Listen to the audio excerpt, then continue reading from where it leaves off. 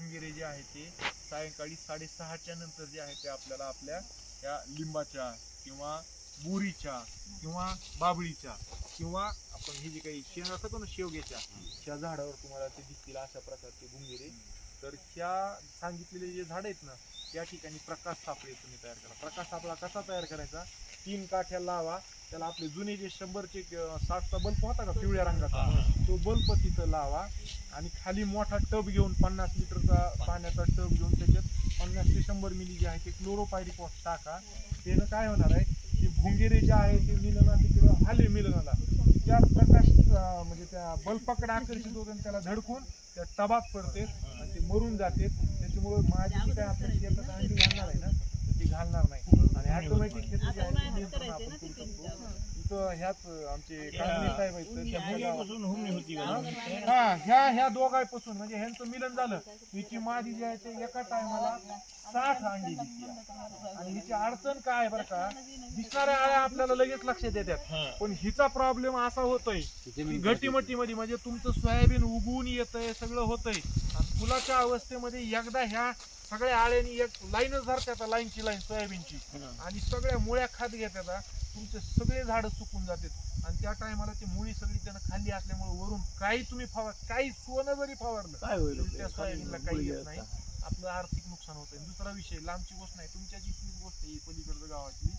तर कांगणे साहेब काम करतात त्या गावामध्ये, तर अक्षरशः त्या शेतकऱ्यानं विमा काढला होता पण विमा क्लेम सुद्धा तिथं करू शकला नाही तो शेतकरी, म्हणजे ते नियमातच बसत नाही, त्याच्या नुकसान तर होईल पण क्लेम बसत नाही, ही सुद्धा अडचण आहे.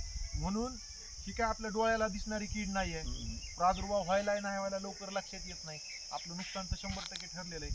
तर हे होऊ नये म्हणून आत्ताच सगळ्या शेतकऱ्यांनी जे आहे ते याचा बंदोबस्त करण्यासाठी प्रकाश सापळे, तुम्हाला ते कुटाणा वाटत असेल, लाईट 12 भानगडी, आणि एक काळजी घ्या, ते द्रावण जे आहे ते लहान लेकरं वगैरे त्याच्याकडे जाऊ नये, जनावरांना ते पाणी पिऊ नये, त्याच्यावर बोराटीची झापड एक ठेवा. ते तुम्हाला करायचं नसेल तर बकेट सापळे आता मार्केटमध्ये उपलब्ध झाले, ते सुद्धा तुम्ही घेऊ शकता आणि त्या झाडाला लावू शकता. त्या बकेट सापळ्यामध्ये ते जाऊन अडकत आहे आणि मरून जाते. आता अशा प्रकारचे बकेट सापळे भरपूर जे आहे ते उपलब्ध झालेले मार्केटमध्ये. तुम्ही कुठेही गुगलला सर्च करा, फेसबुकला सर्च करा, त्या लोकांचे नंबर आहेत, तुम्ही त्यांना ग्रीन रिव्होल्यूशन नावाची कंपनी आहे, त्याचं तुम्हाला पटलं तर तुम्ही घ्या, किंवा बाकी भरपूर कंपनी आहेत, असं काही नाही केस घ्यावा असं काही नाही, तुम्ही तुमच्या मनानं घेऊ शकता. पण शेअरचं थोडंसं लक्षात घ्या, कुणाकडे जर हे प्रॉब्लेम होत असेल बकट सापळे का तुम्हाला ते ऑर्डर द्यावं लागेल, आपल्या इकडे लोक कोणी ठेवत नाही. दुसरी गोष्ट हे हुमणीचा जे प्रॉब्लेम आहे ते कच्च्या शेणामुळे जास्त होत आहे.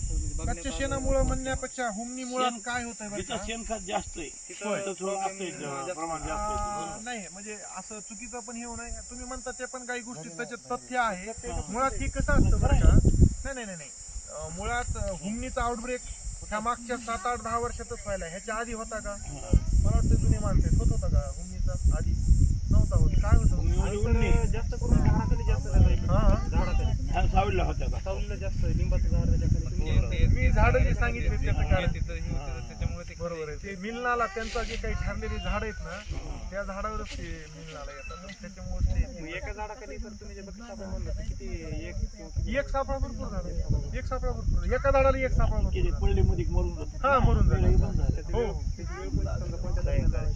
पाऊस आताचा पाऊस अवकाळी पडला ना, मोठा पाऊस पडला की तिथून पुढे भुंगेरे चालू झाले. हो जोपर्यंत पाऊस नाही तोपर्यंत नाही काय प्रॉब्लेम.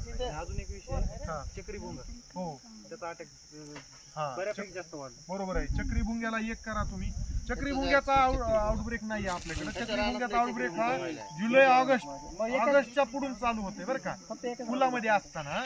चक्री भुंग्यापेक्षा आपल्याला मेजर इनिशियल स्टेजला जी काही अडचण येते ना, आता जी काही पावसाचे खंड पडणार आहेत का, तर ह्या पावसाच्या खंड्यामध्ये आपल्याकडे सगळ्यात जास्त जर आउटब्रेक झाला तर खोड माशीचा होणार आहे, सोयाबीन मधल्या खोड माशीचा. म्हणजे ही पण चक्री भुंग्यासारखीच आळी तुम्हाला दिसेल, ती खोड पोखरल्याच्या गाभा खाऊन घेत्या. तर त्याला तुम्ही एकच करा, त्या ठिकाणी जे आहे ते बीज प्रक्रिया करताना थायमिथॉक्झामची, प्लेन थायमिथॉक्झामची करा. ती नसेल करायचं तर गावचो भेटतंय त्याची करा, सफिशियंट आहे. प्लेन थायमिथॉक्झाम 25% करतो आम्ही, पण तरी पण मग त्यावेळेस पहिली फवारणी थोडीशी लवकर घ्या, एक 15-16 दिवशी 18 दिवशी दोन तीन ट्राय करून बघितले. अलिकाची घ्या, अलिकाची घ्या, अलिकाची फवारणी घ्या. नाही अलिका नसेल घ्यायचं, हा प्रोफेनोफास सुद्धा चालतंय, ते नसेल घ्यायचं तर मग तुम्ही अँप्लिगो सुद्धा घेऊ शकता. अँप्लिगो हे एवढे स्टार्टिंग नाही, हे आता बरेच जण म्हणतात, पण तुम्ही कधी बघा, आता KDS 726, 753, 992 ज्यांनी तयार केली, डॉक्टर देशमुख साहेब जे आहेत त्यांचे व्हिडिओ त्याच्यावर जास्त हो आहे ना, बरोबर आहे. जास्त लुसलुशीत जाती आहेत त्या, आहे का नाही. तुम्ही कधी बघा सोलोमन साधं मारलं तरी त्याचे पानं लाल होते, आहे का नाही. तर लुसलुशीत जाती आहेत. तर म्हणजे असं नाही, कीटकनाशक हे आलटून पलटून घ्यायचे असतात, परंतु आपण काय म्हणतो क्लोरोपायरीपास साधं आहे, ते साधं नाही, पर्यावरणाला घातक आहे, ती मधमाशी सुद्धा मारते, पण त्याचा जो काही लॉंग लास्टिंग इफेक्ट राहत नाही त्याचा, बरं का, जास्त दिवस राहत नाही. पण हेच तुम्हाला का सांगितलं आता, अँप्लिगो का सांगितलं, त्याच्यात घटक काय आहे, हे काही लॅमडा सहित नाही, दुसरा कोणता आहे फ्लोरेंट्रिप्रोल, CTPR आहे.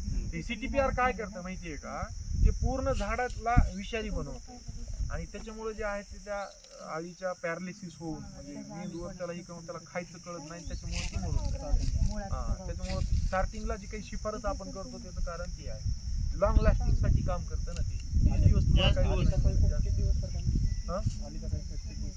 अलिकाचा इफेक्ट जास्त दिवस राहत नाही. त्याच्यातला सुद्धा थायमिथॉक्झाम आंतरप्रवाही आहे, 20 दिवस ते काम करतं.